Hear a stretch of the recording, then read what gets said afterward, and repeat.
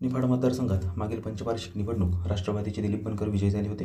येत्या 2024 निवडणुकीत जनता कोणाच्या हातात सत्ता सोपवणार हे पाहण्याआधी व्हिडिओला लाईक करा व चॅनलला सबस्क्राईब करा. सत्ताधारी आमदार दिलीप बनकर, माजी आमदार अनिल कदम आणि जिल्हा परिषद सदस्य यतीन कदम अशी तिहेरी लढत रंगणार असल्याचं चित्र आहे. सध्या उद्घाटन, भेटीगाठी, लोकार्पण सोहळा निफाड तालुक्यात वेगानं होत आहे. अशातच मराठा आरक्षणाचा निफाड तालुक्यात काही इम्पॅक्ट होईल का हे पाहणं देखील महत्त्वाचंच. आमदार दिलीप बनकर पिंपळगाव बसवंतचे, माजी आमदार अनिल कदम व जिल्हा परिषद सदस्य यतीन कदम हे दोघे चुलत भाऊ ओझर येथील आहे.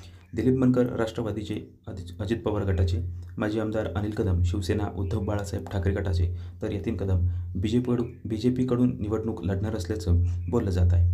अशातच गोदाकाड भागातून कोण उमेदवारी अर्ज दाखल करणार हे अजून स्पष्ट झाले नाही. गोदाकाड भागातून जर उमेदवारी अर्ज दाखल झाला तर ही लढत अतिशय रंगत होणार असल्याची चर्चा होत आहे. सकल मराठा समाजाच्या वतीनं अनेक नवे चेहरे उमेदवारी दाखल करणार आहे.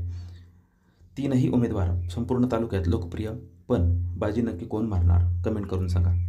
निफाड साखर कारखाना चालू करावा ही शेतकऱ्यांची भूमिका 2019 निवडणुकीत अजित पवार यांनी दखल घेत दिलीप बनकर यांना निवडून द्या, कारखाना चालू करतो असे आश्वासन दिले. मात्र दिलीप बनकर विजयी झाल्यानंतर त्यांनी रानवड साखर कारखाना चालवण्यास घेतला व निफाड साखर कारखान्याकडे दुर्लक्ष केलं.